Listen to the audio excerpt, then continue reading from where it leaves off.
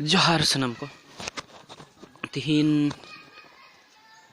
जहाँ अब दारायकान 22 डिसेम्बर पारसी जितकर महा उना दिसते मी बार कथा दिसा जाम के इन आपे को तलारे ललई सनिंग केना सेटेरोग कान ताबोना 22 डिसेम्बर पारसी जितकर महा उन हिलो दो सनाम को रहो जस्ती सनाम को बांग रहो जस्ती कह देगे बन बाड़ाया 22 डिसेम्बर दो अब भारत संविधान सानताड़ पारसी भारत संविधान रेना इरल धाप रे सेलेद लेना तो दिसोम हुलगरिया पारसी जितकरिया मेनते होबन मेनते हिकना सालखान मुर्मू होते पारसी जितकरेना तिहिन आरो पारसी जितकरेनते नोआ डहार रे मेना बना मेनखान जस्ती बड़ाई लेकन कथा दो नुआ गे पारसी जितकरी महा नित रहबन पतावदा अडी नापाय बन रमक झमक कते बन पतावदा ओनारना जोस्ते दो चे नित दो मेन लखा दो ओकारे चे कथा अवरी पताव खन दो ओकारे चे कथा चे लेका माने मूल जोस्ते दो ओका करे दो नेलोक कना ओनारना उद्देश्य बांग बड़ाई कते गे पतावे आको ओका करे दो नेलोक कना हे भाषा विजय दिवस को मेनेआ दिकु ते दो भाषा विजय दिवस आदो ओकाटा भाषा विजय दिवस ओना दो पुष्टौते ओका करे दो पांको ओडक दना ओना ᱧᱩᱛᱩᱢ ते भाषा विजय दिवस ᱧᱩᱛᱩᱢ कते उनका को पतावेआ आर दोमे को रस्के जंगोक कना एने सेरेंगे चे को चोंग ओना मूल जोस्ते दो बांग नेल ᱧᱟᱢᱚᱜ कना पे बता देखो भाषा विजय दिवस दिकु को ओका करे दो को सेलेक कान गया आर निंदा से दो दोमे डीजे को चे को इनके लगाव बड़ा कते एने सेरेंग तेगे पारम केदा को मेनखान चेदा को पताव लगा उनर उद्देश्य चे चेदा बन पताव गया चेदा पताव लागे से बांग उना को मा मूल कथा मा बंगे ओडक लेना आर ओका करे दो नेलोक कना निंका हो नेलोक कना जस्ती नोते दो दिकु तेबन रोड़दा से एटा पारसी तेबन रोड़दा आर भाषा विजय दिवस बन पताव कदा एटा पारसी तेबन रोड़दा भाषा विजय दिवस बन पतावदा मेनखान ओकाटा भाषा विजय लेन तबना से ओकाटा भाषा जितकर लेन तबना बड़ाई लगे ओकाटा भाषा जितकर लेना और ओकाटा भाषा जितकर लेन ते तिहिन भाषा विजय दिवस से 25 पारसी जितकर महाबन पताया अबुआ तो बड़ाई में ना अब सानताड़ी पारसी जितकर लेना 2003 सन रना 22 डिसेम्बर रे भारत संविधान रना इरल धाप रे अष्टम अनुसूची रे सेले लेना ओना बड़ाई कते ओना उद्देश्य दोहो कते तो अबो माड़ांग से ताड़ाम हुई तबना नोते दुबन रोड़ा अच्छी बागान एरिया रना जस्टिंग मेंदा नोते दो एटा भाषा तेगे बन रोड़ेआ आर बन पताव का भाषा विजय दिवस ओंडे दो अबुआ कुरुमुटु मा बनुक गया एकाल गे ओकोय एटा सालखान मुर्मू गोंके विजय की आय जितकर की आय अबुआ दो कोनो गरज गे बनुआ ओना चेतान रे अबो दो दोमे बन रस्के जंगोक कना मेनखान अबो अपनारा भाषा तेगे जहांटा भाषा जितकर कना ओना भाषा तेगे बाबन रोड़ेआ एटा भाषा कोते बन रोड़ेआ आर बन मेंदा भाषा विजय दिवस पताव का बन अरे दो मे बन एने सेरेंग जों कना ओना दो ओका लकान इnya से खन दो मेमेन लगी तो नोआ दो ओका लकान भाषा विजय दिवस नोआ मा एटा आसामीज भाषा से अब सानताड़ बाद कते एटा भाषा बन जितकर लेदा एटा भाषा जितकर लेन लका है बुझे कना और एटा भाषा जितकर लेना ओनाते अब दो भाषा विजय दिवस बन मनाव केदा उनका गे बुझु कना इना दो ओंकान कथा दो बा पारसी जितकर मा अब सानताड़ पारसी सेले कना एटा पारसी दो बा अब सानताड़ दो सानताड़ ते रोड ऑल नीत बाबन बड़ाया ओका करे दो सानताड़ ते रोड हो बाको बड़े मेनखान पुष्टाव ते फुटेल उतर लगे अबो नोआ भाषा चर्चा हुयुग तबोना भाषा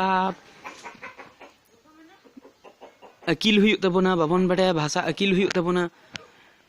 तबे खान है अब भाषा जितकर महा मेनते बन गौरव तेबन लय दाड़े भाषा जितकर कना अब सांताड़ भाषा जितकर कना मेनखान इन बई बड़ाय थना आरो नितंग बई बड़ाया सांताड़ भाषा ते गे सांताड़ पारसी ते रोड के बई बड़ाया नीतिंग अकिल आरो अकिल कते तैनम हिलो अकिल उतर लगे ओना दो जथा गथा गे कना आरो मिटन नेलो कना चे अब सांत भाषा विजय दिवस गे जस्ती दो मेनो कना आसाम रदो पारसी जितकर महामा जस्ती बांगे को मेना सांताड़ तेगे सांताड़ पारसी जितकर कना सांताड़ भाषा गे सांताड़ तेगे मेमेन को हिडिंग आसे बांग को बड़ाया ना दो बई मेन दाड़े कना भाषा विजय दिवस ए दिकु को बा एटा जेहत को बड़ाई लेकाते दो अब मेनगे लगे रेहो अब पारसी जितकर महा से अब सांताड़ ते दो ओना मेमेन दो आरहों को मेना हासा भाषा जितकर महा अड़ी गान कथा बेना गया ना नोआ भितिर कथा तो उनते तो जस्ती कहते नितन दो मेमेन बई मेना मूल कथा दो जहां मेमेन सनई गेना ऑलचिकी अब सांताड़ा लिपि जहां दो ऑलचिकी बाबोन अपनार इन दो जहां ऑलचिकी बाय अपनार आए और उनी भाषा विजय दिवस पताव दा 22 डिसेम्बर रे हैं सावते मेना बोड़ो भाषा हूँ उनी दो बेन सांताड़ को तलार गे नेलोक कना जहां दो ऑलचिकी बाय अपनार आए भाषा दिवस भाषा विजय दिवस दो पताव आए ओना दो एकालिंग अड़िसा इन दो इन से खन ओकोय चेक लेका पे मनेया चेक लेका पे भापा ओना दो अपिया कथा इन से खन दो ओना दो सरी ᱧᱚᱜ बांग हुयुग कान लकाኝ बुझाया आरो भाषा विजय दिवस हिलो से पारसी जितकर महा हिलो अबो दो पठुआ को तलारे कुकली हेपड़ाव को इनके बन दोहो दड़े लेखाय दो अड़ी नपाय बुझा से जहां पठुआ बांग कान रहो मी बार कथा बाय बड़ाय रहो उनी कुकली हेपड़ाव रदा पोस्ट एकदम फरचा फरची लय हुयुग गया कुकली तेला को उनी बांग बड़ाय हो मी बार कथा अकिल दड़े आय आरो जस्ती अकिल ता जस्ती गया लेकिन मनेया आरो मेंदो ऑलचिकी रेना जहां तो ओका करे दो नेलोक कना ऑलचिकी पाठदान मेनते कमी होरा को दोहोया कार्यहसी को दोहोया ओना दो जस्ती तो बांग खान रहो बा एम लेखान ओना दो मारांग कथा दो बांग खाना मेन खान अब भाषा जितकरना इन हिलो ओकोय गंके तो को कुरुमुटु लेदा ओकोय गंके तो को कुरुमुटु ते भाषा जितकरना पारसी जितकरना और ओकोय को गोड़ो को तहेलना चे लेखा अंते दो बई मेंदा मेनखान आबो दो अबुआ ओंडे भूमिका चे भाषा विजय दिवस रे अबुआ भूमिका चे माने अबुआ नितों रेना कमी होरे चे चिका लगतिया मेंदो उन रे में जितकर किदे मेनते अबो एकदम राजा भाषा जितकर कना नाम का आबोन इनका दो बांग अबो चर्चा हुयुआ ऑलचिकी चिकी साथे पारसी एकदम पूरा ते जड़ित मेना चिकी आर पारसी ऑलचिकी बेगर दो पारसी सांताड़ी पारसी दो बांग हुई कना मेनते हो मेन गानो गया मेनखान चिकी खन दो पारसी चिकी से खन सेन लखा दो पारसी दो अडी नापाय अडी स्पष्टो बुझा और जहां दो चिकी माने ऑलचिकी रना बाको अपनार उनको दो ओनिंग मेन के गया इन दो बेस दो बई बुझाया और मेन कथा दो इनका अब जोश ते दो इनके ऑलचिकी बखराते अब फैलाव दरकार अब ऑलचिकी फैलाव दरकार अब पारसी माड़ांग से लहा इदी दरकार मूल जोश ते दो ओना मारांग जोश ते दो ओना नेल ᱧᱟᱢ दा अब पारसी जितकर ना उन रे मेनखान ओना पारसी इदी कते अब सेड़ा हुयुग तबोना चर्चा हुयुग तबोना फैलाव हुयुग तबोना और जहां को बाको बड़े अकिल को हुयुग तबोना ऑलचिकी बखराते हुई मेंदा ऑलचिकी अकिल को हुयुग तबोना जहाँ कबन बड़ाई गया खाद तो ठीक गया बड़ाई गया बन खान एटा और मिद बार हड़ बन अकिल को और जास्ती खन जास्ती अकिल तो लगती गे अड़ी नपाय हुआ और उनते पारसी दो बाबन सेड़ायदा चिकी बाबन सेड़ायदा बाबन फैलौदा और पारसी जितकर महा दबन पतावदा ना तो चे उद्देश्य ते इᱧᱟᱹᱜ मेन दो ओना बाबन सेड़ायदा खाय तो ना लांदा रेना कथा मेनते हो मेन गानोआ चे उद्देश्य देबन पतावदा ओना पता ओना हिसाब दो ओना बांग पताव लेखा हो भागिया जुदी है अब पारसी बाबन सेड़ाया पारसी बाबन चर्चाया चिकी बाबन सेड़ाया चिकी बाबन चर्चाया बाबन फैलौआ पारसी चिकी बाबन फैलौआ उनका खान दो नोआ उद्देश्य बनुआ अब जहाँ पारसी जितकर महा पताव रेना जाते अबुआ जहाँ को मूल मूल कथा को जेलेका पारसी जितकर महा और एटा सिदो कानू 30 जून सिदो कानू 30 जून हुल महा मेनते बन मनावदा ओना को और उनका एटा एटा मेना गया ओना को जाते आलो तालम लोटोमुक मा आलो लीलामुक मा एटा जात थे अब ओना ᱧᱩᱛᱩᱢ ते एटा बेबेड़ी आलोबन कमी मा बेबेड़ी तो चेक लेखा रिंग मेनदा ओना ᱧᱩᱛᱩᱢ कते हानते डीजे बन एने कना हानते चेक कोचंग बन एने कना पारसी जितकर महा बा उनकाना एटा ᱧᱩᱛᱩᱢ कते ओना प्रोग्राम मिटन बन दो केदा ओंडे ना फेडात कथा मूल कथा बांग ओडक कते गे अब दो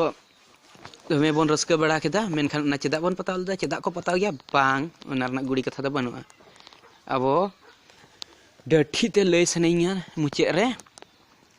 अब सानताड़ी पारसी जितकर महा बन पतावेआ अब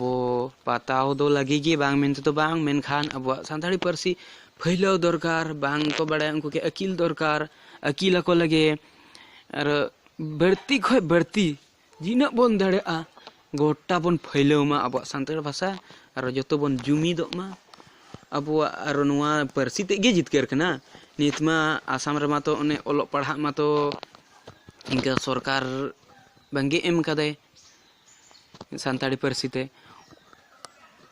लहा हिलो जितकर पारसी जितकर ना और नौका बन कुरुमुटु लेखा अब ओलोग पढ़ा रना हो सुविधा बन ᱧᱟᱢᱟ ओना लगी बन कुरुमुटुय मा और तायनम हिलो अब पारसी लगी से अब चिकी लगी ओलोग पढ़ा लगी तीना बन दाड़ेआ कुरुमुटु कते बन लहा चला मा तबे गे अब तायनम हिलो अर्जो से रिजल्ट दो बेस रिजल्ट बन ᱧᱟᱢ दाड़ेआ मा एनखान जोहार इन जस्ती कते बई मेता पिया और मेमेन लगी कथा दो जस्ती गे मेना एनखान तिहिन दो बई मेता पिया वीडियो हो अड्डी जस्ती दिघोलआ जेलेंगआ ñeñeliya को हो ना अड़िस बुझा चेक लेका पे बुझाव केदा कमेंट तलाते पे बड़ाय हचोइया बेस पे बुझाव केदा खाय दो लाइक आपे गते को ठेंग पे शेयरा और इया चैनल सब्सक्राइब दो आलोपे हिड़िंगा मा एनखान मुचे जोहार।